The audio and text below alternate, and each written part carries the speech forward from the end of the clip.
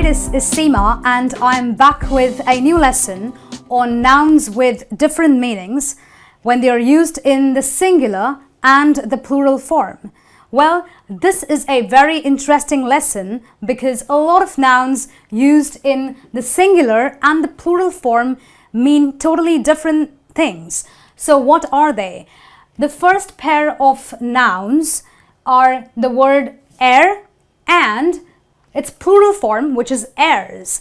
Well, what is air? When I say air, I'm talking about the oxygen and other gases that we breathe. So I could say that we need air to breathe. Human beings need air to breathe. That's what air means when it is used in the singular form. But what does the word heirs mean when I put that in the plural form? It means being very proud or being really uptight or, to put it very simply, it means thinking too much of yourself. So I could say that the queen always puts on airs when she addresses the crowd. That basically means that you think you are higher or over everybody else. Our next pair of nouns, which mean totally different, are the words blind and its plural form, which is called blinds. Well, what does the word blind mean? Blind refers to a person without sight or someone who cannot see. So I can say that I helped the blind man cross the road. That's what the word blind refers to. But when I add an S and make it a plural word, what does the word blinds mean? Blinds means the rolling shutters of a window.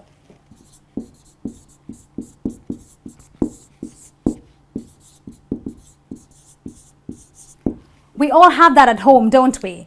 So your mom could say, you know, it's very sunny outside, put the blinds, which means that you roll the shutters. It's like rolling shutters against your window pane, which kind of, you know, lets the light out or keeps the sun away.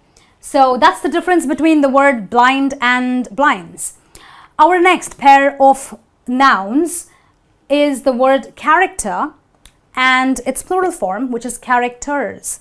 Now, what does character mean?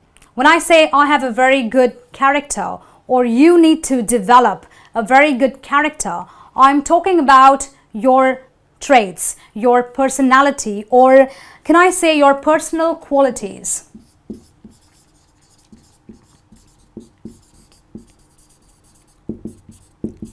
So I could talk about being honest, I could talk about being very, very quick, or being very, very good or very nice or very kind. They all refer to personal qualities.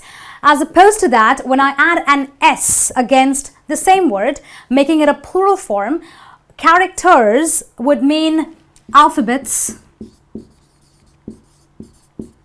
or letters. I can say that we couldn't understand the characters because it was written in Mandarin or Spanish or any other language that we don't understand.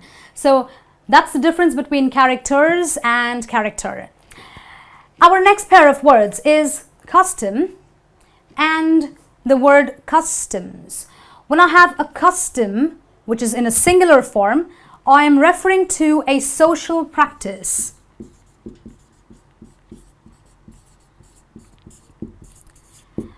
Back here in India, we have a social custom of maybe, you know, worshipping idols. Some of us do. So that's a social custom. It is a social practice that people do out of religious reasons. But when I add an S to the end of the custom, I'm talking about import duty.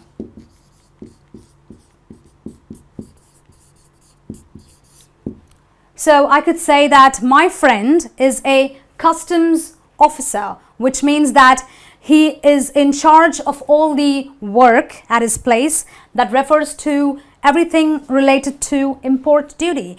So that's the difference between the word custom and customs.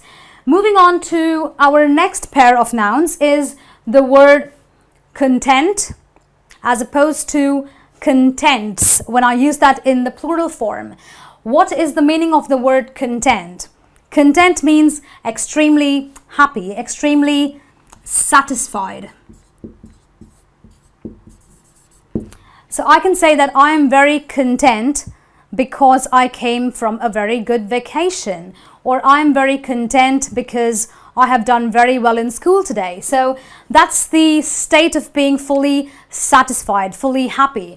And when you have contents with the S after the content, the plural form basically indicates the things that are contained in something.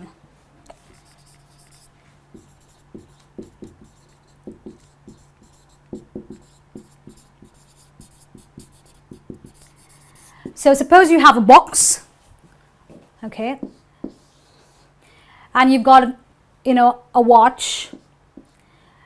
You have a few things in it. The things contained in the box refers to contents. All right, so that's the difference between the word content and contents. I'll be back with some more words on the nouns with different meanings. All right, and moving on to our next pair of nouns with different meanings, we have the word good and the word goods. So when I have a word good in the singular form, I'm talking about having a benefit. So I could say that it is good for you to exercise. It is good for you to eat healthy, which means that you are doing something for the good or for your benefit. As opposed to that, you have the word good with an S, which means that it is a plural form called goods, meaning articles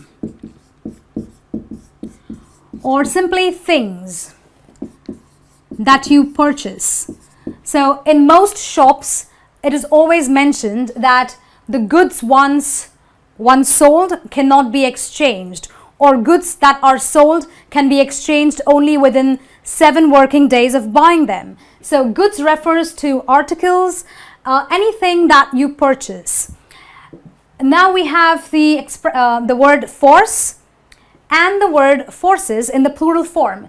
When I use the force in the singular, I'm talking about strength. Now it could be physical strength, or it could be mental strength, that is the strength of the mind. Or natural strength when it talks about the strength of, the nature. So I could say that the force of the wind was so much that everything flew. So it's strength that we refer to when I use the word force. As opposed to that, you have forces, which talk about the army.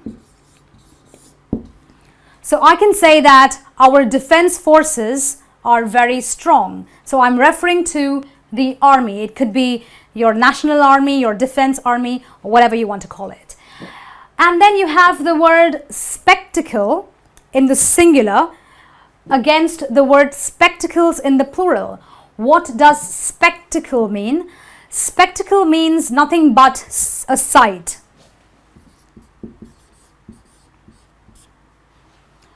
Or I can say that it was a horrible spectacle to see the car topple over. So I'm talking about a sight. It could be a good sight, a very bad sight.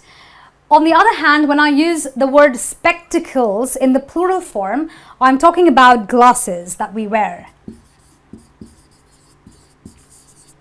I could say that my spectacles are too big for my face, or you need to wear, nice spectacles. So we're talking about glasses that we wear for our eyes.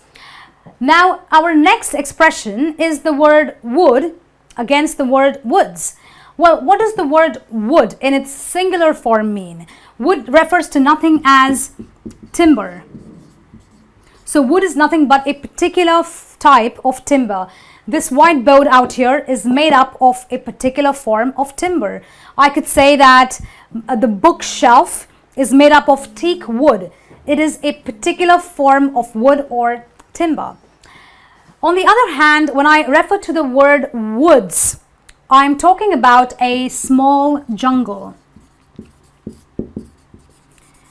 With lots of trees and shrubs and things growing out there. So I can say that the young couple went for a stroll in the woods. So they went out for a walk in the woods, which is really a small jungle. And our last pair of nouns with different meanings include the word manner along with its plural form, which is manners. When I talk about manner in the singular form, I'm talking about a style, or shall I say a method. It's a style or a method of doing something. So I can say that there is a manner of doing your work in an organized way. There is a manner of solving your math problem in a much better way. It is a style or a method of doing something.